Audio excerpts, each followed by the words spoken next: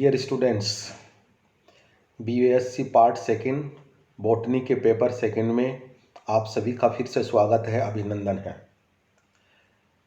पिछले वाले वीडियो में हम लोगों ने एपिकल सेल थ्योरी के बारे में पढ़ा।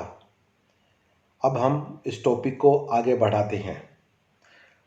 जैसा कि पिछले वीडियो में मैंने आपको बतलाया था, एपिकल सेल थ्योरी जो है वो एपिकल मेरिस्टेम को समझाने के लिए थी, और एपिकल मेरिस्टेम को समझाने के लिए अलग अलग समय पर मुख्य रूप से 3 थ्योरीज दी गई थी।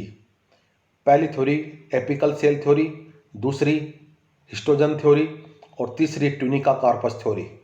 उसके बाद में कुछ और मॉडिफिकेशंस हैं, वो हमारे सामने आए थे, उसके बारे में भी हम लोग बात करेंगे। एपिकल सेल थ्योरी में मुख्य रूप से हम लोगों ने देखा था, जो कि नेगेली ने बतलाया था कि एपिकल रीजन पर केवल एक सेल होती है और उस एक सेल के अंदर विभाजन होकर अलग अलग सारे पार्ट्स का निर्माण होता है। लेकिन लास्ट में हम लोगों ने ये पढ़ा कि केवल सिंगल कोशिका है, वो इतने बड़े जो मुख्य रूप से एंजियोस्पर्म और जिम्नोस्पर्म के जो प्लांट्स हैं उनका निर्माण नहीं कर सकती, और कहा गया कि लोअर ग्रुप के प्लांट्स के लिए ये थ्योरी है वो सही हो सकती है, और हायर ग्रुप के प्लांट्स के लिए इस थ्योरी को डिस्कार्ड कर दिया गया, अस्वीकार कर दिया गया। और अस्वीकार करने का मतलब ये हुआ कि हमारे सामने अब एक नई थ्योरी है वो आएगी, जो प्लांट्स के अलग अलग जो पार्ट्स हैं उनका निर्माण कैसे होता है उसको समझाने के लिए जो सेकंड थ्योरी हमारे सामने आई है वो है हिस्टोजन थ्योरी। जैसा कि मैंने आपको बतलाया था, ये हमारा बॉटनी का सेकंड पेपर है, जिसमें हम मुख्य रूप से प्लांट की एनाटॉमी, इकोनॉमिक बॉटनी और इथनोबॉटनी के बारे में पढ़ रहे हैं। और सेकेंड ईयर में हम केवल एंजियोस्पर्म्स के बारे में पढ़ेंगे। एल्गी, फंजाई, ब्रायो, टेरिडो, जिम्नो, इन तीनों के बारे में, चारों के बारे में हम लोग फर्स्ट ईयर में पढ़ चुके हैं। तो यहाँ पर केवल हम लोग एंजियोस्पर्म के बारे में पढ़ेंगे। पिछले वाले वीडियो में भी मैंने हमारे सिलेबस के बारे में आप लोगों से बात कर ली थी। इस पर्टिकुलर जो यूनिट है हमारी, उसके अंदर जो रेड पोर्शन से आप देख रहे हो उसके बारे में हमारा अध्ययन चल रहा है। सबसे पहले लिखा हुआ मेरिस्टेम, हमने इसके बारे में बात कर ली, और उसके बाद में लिखा हुआ various theories related to organisation of apical meristem. ये हमारा टॉपिक है, वो फिलहाल चल रहा है, और इसमें हमने एपिकल सेल थ्योरी के बारे में बात है वो कर ली है। हम अपने टॉपिक को आगे समझाते हैं। फिर वही बात आपके सामने है, एपिकल मेरिस्टेम जो कि तने के बारे में हम लोग बात कर रहे हैं, रूट के बारे में हम लोग बाद में बात करेंगे, उसको समझाने के लिए अलग अलग थ्योरीज है वो दी गई थी, और जिसके अंदर apical cell theory, histogen theory and tunica corpus theory और एपिकल सेल थ्योरी के बारे में हम लोग पहले ऑलरेडी स्टडी या अध्ययन है वो कर चुके हैं। उसके बारे में वीडियो है, मैं ऑलरेडी आपको बता चुका हूं। अब हम आज चलेंगे हिस्टोजन थ्योरी के बारे में और ट्यूनिका कॉर्पस थ्योरी के बारे में चलेंगे।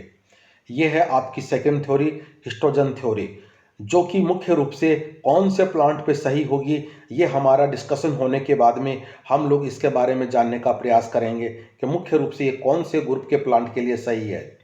इस थ्योरी को हेंस्टिन नामक वैज्ञानिक ने 1870 में प्रतिपादित किया, और शूट एपेक्स के बारे में जो मुख्य रूप से जो बात कही गई है कि वहाँ पर केवल एक एपिकल सेल नहीं होकर वहाँ पर 3 क्षेत्र पाए जाते हैं, और इन तीनों क्षेत्रों को मिलाकर हम हिस्टोजन कहते हैं, और 3 जो लेयर होगी उनको हम लोग हिस्टोजन लेयर्स के नाम से जानेंगे।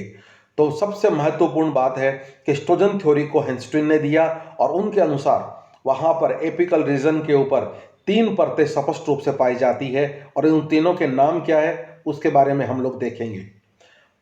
एक लेयर का नाम है डर्मेटोजन, दूसरी का नाम है पेरिब्लेम, और तीसरी का नाम है प्लीरोम। इसका मतलब ये हुआ कि जो एपिकल रीजन है वहाँ पर 3 एरियाज होते हैं, 3 क्षेत्र होते हैं। कहने का मतलब एपिकल रीजन 3 भागों में डिफ्रेंशिएटेड होता है। जो सबसे बाहर वाला परत है उसको हम कहते हैं डर्मेटोजन, बीच वाले को हम कहते हैं पेरिब्लेम, और सबसे अंदर वाली जो लेयर होती है या क्षेत्र होता है उसको हम प्लीरोम के नाम से जानते हैं। और ये तीनों भाग मिलकर विभाजन कर कर प्लांट्स के या तने के अलग अलग जो भाग होते हैं, अलग अलग भागों से हमारा मतलब होता है सबसे बाहर जो एपिडर्मिस होती है, एपिडर्मिस से लेकर पित्त तक के जो क्षेत्र होते हैं या पार्ट्स होते हैं, उनका निर्माण है वो तीनों मिलके करते हैं। ये एक डायग्राम के माध्यम से हम आपको बताना चाहते हैं कि जो एपिकल रीजन है हमारा सबसे ऊपर की तरफ, स्टेम के सबसे ऊपर, शीर्ष के ऊपर, जहाँ पर लगातार विभाजन चल रहा है, इस बात को हमें बिल्कुल से नहीं भूलना है, क्योंकि जो बात हम लोग कर रहे हैं विभाजन वाले टिश्यूज की कर रहे हैं, और उनको नाम हमने दिया है मेरिस्टेमेटिक। पहले वाली थ्योरी एपिकल सेल थ्योरी, जिसमें केवल एक रीजन था, और यहाँ पर सेकंड वाली जो थ्योरी आप देख रहे हो, यहाँ पर 3 रीजन्स हैं। सबसे बाहर वाला डर्मेटोजन, बीच वाला प्लीरोम, और सबसे अंदर बीच वाला है जो है पेरिप्लेम, सबसे अंदर वाला प्लीरोम, जैसा कि मैंने पहले भी आप लोग को बताया है। और इस डायग्राम के माध्यम से भी आप यही सिचुएशन है वो देख रहे हो, और इनके अंदर जो विभाजन होगा वो अलग अलग पार्ट्स का निर्माण है वो होके आता है। डियर फ्रेंड्स, नंबर 1 डर्मेटोजन, सबसे बाहर वाली परत, और विभाजन करके एपिडर्मिस, स्टोमेटा, हेयर्स आदि का निर्माण करती है। कहने का मतलब ये हुआ कि तने के सबसे बाहर वाली जो परत होती है, जिसको हम एपिडर्मिस के नाम से जानते हैं, और उससे रिलेटेड पार्ट्स जो उस एपिडर्मिस के ऊपर पाए जाते हैं, उन सब का निर्माण है वो डर्मेटोजन के द्वारा होता है। और इससे पहले वाली जो स्लाइड थी उसमें आप लोगों ने देखा है कि ये सबसे बाहर वाली परत होती है, और इसी के द्वारा है वो बाहर वाली परत जिसको कि हम एपिडर्मिस कहते हैं, उसका निर्माण होता है। ये आउटर कर्विंग है। सेकेंड पार्ट में हम आते हैं पेरिप्लेम। यह बीच वाली परत होती है जो डर्मेटोजन और प्लीरोम के बीच में पाई जाती है, और इसमें जो विभाजन होगा और जो नए नए सेल्स बनकर हमारे सामने आएगी, वो सब मिलकर ग्राउंड टिश्यू का निर्माण करेगी, जिसमें मुख्य रूप से एंडोडर्मिस है, कॉर्टेक्स है, पेरिसाइकिल है। इन सब पार्ट्स का निर्माण है वो पेरिप्लेम के द्वारा होता है। कुल मिलाकर हम ये कह सकते हैं कि ये जो बाहर वाली परतें हैं, इन्होंने अपने कार्य का विभाजन कर लिया है, और कौन सी परत को क्या निर्माण करना है, काम देखिए कितना आसान हो गया है। पहले वाले थ्योरी में केवल एपिकल रीजन था और वही सभी भागों का निर्माण कर रहा था, लेकिन यहाँ पर ऐसा नहीं है। 2 लेयर्स के बारे में हम लोग बात कर चुके हैं। नंबर 1 डर्मेटोजन, नंबर 2 पेरिप्लेम, जो अलग अलग पार्ट्स का निर्माण कर रहा है। अब हमारे सामने बचती है प्लीरोम। ये सबसे भीतर वाली लेयर होती है और जो सबसे अंदर सेंटर में पाई जाती है, और इसमें विभाजन होकर पित्त और वेस्कुलर बंडल का निर्माण होता है। देखिए, हम लोग चले थे एपिडर्मिस तक से और पित्त तक पहुंच गए हैं। इसका मतलब ये हुआ कि हमने एपिडर्मिस की बात भी कर ली, कॉर्टेक्स की बात भी कर ली, एंडोडर्मिस पेरिसाइकिल की बात भी कर ली, वेस्कुलर बंडल्स की बात भी कर ली, और पित्त की बात कर ली। जो एक स्टेम में सारे पार्ट्स होते हैं, वो सारे पार्ट्स की बात हम लोगों ने कर ली है। और ये जो 3 परतें होती है, यही इन तीनों को आपस में मिलकर विभाजन कर कर जो लेयर्स बनती है, इन सारे पार्ट्स का निर्माण करती है।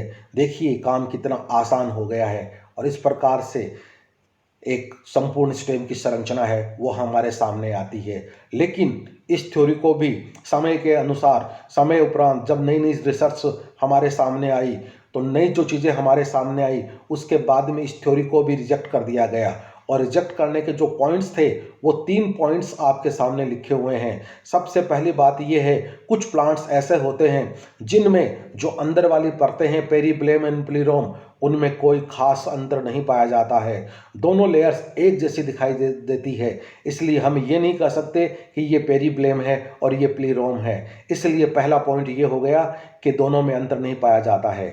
सेकेंड पॉइंट में हम लोग कह रहे हैं कि एस्ट्रोजन का कोई मॉर्फोलॉजिकल इंपॉर्टेंस नहीं है। बहुत से वैज्ञानिक कहते हैं कि ये केवल नाम की लेयर्स है, ऐसा कुछ भी नहीं होता है। इसलिए कहा गया कि आकारिकीय मतलब यानी मॉर्फोलॉजिकल इसकी कोई इंपॉर्टेंस नहीं है। और सबसे महत्वपूर्ण बात जो तीसरी थ्योरी है, उसमें ये कहा गया है कि हाँ ऐसा हो सकता है, लेकिन यह भी टेरिडोफाइट और जिम्नोस्पर्म के लिए उपयुक्त हो सकती है, एंजियोस्पर्म के लिए उपयुक्त नहीं हो सकती है। तो इसका मतलब ये हुआ कि पहले वाली थ्योरी जो मुख्य रूप से एल्गी और फंजाई के लिए हो सकती है या लोअर ग्रुप के लिए हो सकती है, और दूसरे वाली जो थ्योरी है जिसको हमने एस्ट्रोजन थ्योरी का नाम दिया गया है, ये टेरिडोफाइट और जिम्नोस्पर्म के लिए उपयुक्त हो सकती है। अब हम चलते हैं तीसरे वाले थ्योरी की तरफ। 2 थ्योरीज की बातें हम लोगों ने कर ली है। ट्यूनिका, ये पहली थी एपिकल सेल थ्योरी, दूसरी थी हमारी हिस्टोजन थ्योरी। अब हम चलते हैं तीसरी थ्योरी की तरफ, जिसको नाम दिया गया है ट्यूनिका कॉर्पस। जैसा कि नाम से आप देख रहे हैं, यहाँ पर केवल दो परतें पाई जाएगी।